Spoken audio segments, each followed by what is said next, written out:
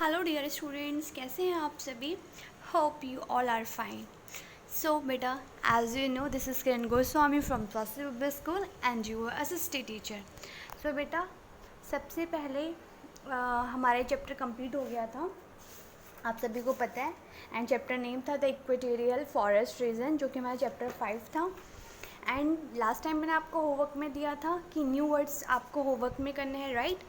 And आज का आपका होमवर्क रहेगा आंसर ओरली, आपको खुद करना है, ठीक है। तो सबसे पहले सेकंड क्वेश्चन नंबर यहाँ से मैं आपको करवाऊँगी, ठीक है। तो सबसे पहले सेकंड क्वेश्चन को हम करेंगे एंड फर्स्ट आपको होमवर्क में करना है tick the correct option.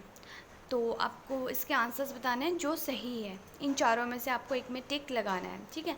Rain forest lies in, rain forest कहाँ पे पड़ता है, तो इसका सही आंसर है आपका टॉरिड जोन, ठीक है। बी क्वेश्चन है which of these countries doesn't lie in the rain forest region. ये यहाँ पे आपको 4 कंट्रीज दे रखी हैं, इनमें से आपको बताना है कौन सी कंट्री जो है रेन फॉरेस्ट रीजन में नहीं आती है। तो इसका आंसर है आपका श्रीलंका, ठीक है। ये आपके पेज नंबर 36 पे था एंड हम नेक्स्ट पेज नंबर पे जाएंगे जो कि आपका 37 है, ठीक है। तो इसी का टिक द करेक्ट ऑप्शन का सी हमारा है the climate of rain forest is. यहाँ का क्लाइमेट बताना है कैसा है बेटा। है बारिश ज़्यादा होती है एंड बारिश ज़्यादा इसलिए होती है क्योंकि यहाँ पे जो टेम्परेचर जो यहाँ का रहता है, इस क्लाइमेट यहाँ का तो हॉट एंड वेट है ना, कि गर्मी भी होती है और ह्यूमिडिटी भी बहुत ज़्यादा होती है जिसकी वजह से बारिश होती है, ठीक है। एंड डी हमारा है पिगमेंट्स फाउंड, ये कहाँ पे एक प्रजाति है, ये कहाँ पे पाई जाती है। तो इसका सही आंसर है, यहाँ पे आपको 4 ऑप्शन दिए हैं, तो इसका सही आंसर है आपका कॉन्गो, राइट। एंड तो आगे बढ़ते हैं क्वेश्चन नंबर 3 की तरफ को, जो कि हमारा है right T for true and F for false. T for true जो सही है उसको ट्रू है एंड जो गलत है वो फॉल्स। इसका ए है हमारा the equatorial region receive strong sunlight and heavy rainfall. तो ये ट्रू है फॉल्स, ये ट्रू है बिकॉज यहाँ पे जो सनलाइट है डायरेक्टली पड़ती है, इक्वेटोरियल रीजन में आता है, जैसे कि मैंने आपको बताया था कि सूरज की रोशनी यहाँ पे डायरेक्टली पड़ती है, इसलिए यहाँ पे गर्मी भी बहुत ज़्यादा होती है एंड ह्यूमिडिटी भी ज़्यादा होती है। तो डायरेक्ट सनलाइट आती है जिसकी वजह से यहाँ पे जो रेनफॉल है वो बहुत ज़्यादा हैवी होता है। इसका हमारा बी है नाइट्स आर वेरी हॉट, जो आगे रातें होती हैं बहुत ज़्यादा हॉट होती हैं एंड ह्यूमिड होती है रेन फॉरेस्ट की। तो ये आपका गलत है क्योंकि रात को जो होता है यहाँ पे जो नाइट्स होती हैं वो यहाँ पे कूल होती हैं और जो दिन होते हैं वो क्या होते हैं यहाँ के बहुत ज़्यादा गर्म होते हैं, ठीक है। तो ये फॉल्स है। सी है the trees which stick beyond the canopy are known as understorey. Canopy जो अंडर स्टोरी को कहते हैं, तो ये हमारा फॉल्स है, ये गलत है।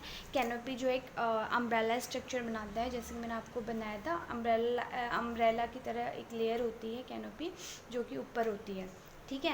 एमर्ज लेयर के नीचे होती हैं और इसकी जो है 5 लेयर्स है एवरग्रीन फॉरेस्ट की, सॉरी 4 लेयर। पहले तो कैनोपी है, देन सबसे पहले एमर्ज लेयर है, देन कैनोपी है, देन थर्ड आपका अंडर स्टोरी है एंड लास्ट हमारा है शब लेयर, ये सबसे लास्ट है, ठीक है। एंड देन हमारा आगे आएंगे नेक्स्ट है हमारा D trees in rain forest shade there leaves at different time of layer. तो हाँ सही बात है, जो यहाँ की जो लीव्स होती हैं वो सारे एक टाइम पे नहीं झड़ती, वो अलग अलग टाइम पे झड़ती हैं, है ना। और यहाँ के जो लोग डी, तो ये हमारा ट्रू है। एंड ई हमारा है life is very comfortable in rain forest region. तो यहाँ की जो लाइफ होती है वो कंफर्टेबल है, नो। यहाँ की जो लाइफ है वो बहुत ही डिफ़िकल्ट होती है यहाँ के लोगों के लिए जो यहाँ पे रहते हैं, ठीक है। थर्ड हो गया है। Fourth choose the correct option, correct word to fill up the blanks. Correct word बताने हैं आपको दो वर्ड दे रखे हैं। तो इसका ए है morning are dash and humid in rain forest area. Mornings क्या होती है वहाँ की, बहुत ज़्यादा क्या होंगी आपके अकॉर्डिंग, हॉट या कोल्ड, क्या होंगी। यहाँ की जो मॉर्निंग्स होती हैं वो कैसी होती हैं, कौन बताएगा।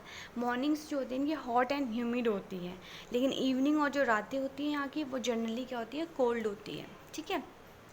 सेकेंड हमारा है the rain forest region get directly, ये तो मैंने आपको बता चुकी हूँ इतनी बार क्योंकि चैप्टर लगता है पूरे इसी पे बेस है, तो इसका हीट है।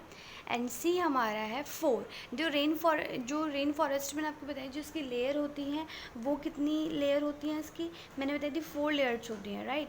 एक तो अंडर सबसे पहले एमर्ज लेयर होती है, कैनोपी होता है, अंडर स्टोरी होती है, शब होता है ना।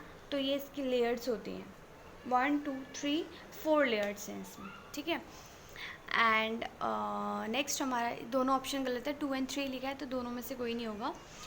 एंड उसके बाद हमारा है the rain forest always appear, जो रेन फॉरेस्ट है वो हमेशा आपको पता है हरे भरे दिखाई देते हैं क्योंकि यहाँ पतझड़ एक साथ नहीं आते, पत्ते एक साथ नहीं झड़ते, तो हमेशा through out the year he green दिखाई देते हैं, ठीक है। एंड ई का आपसे स्लोथ्स इसका आंसर है।